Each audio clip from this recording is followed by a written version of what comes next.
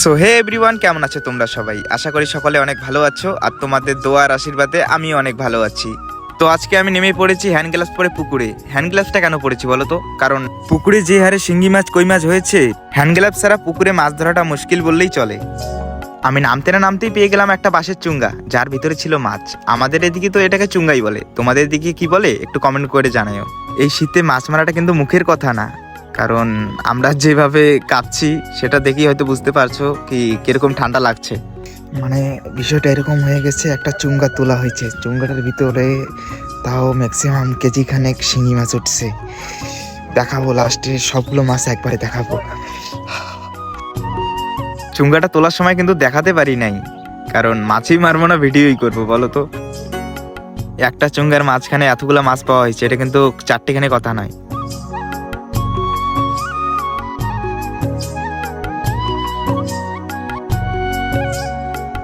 আর একটা বড় পাইপ তোলা হয়েছিল, কিন্তু যেরকমটা ভেবেছিলাম সেরকমটা মাছ পাওয়া যায় নাই। পাইপ হিসেবে মাছের সংখ্যাটা কম হয়ে গেছে, কারণ ওটা তোলার সময় অনেকগুলো মাছ পালিয়ে গেছে।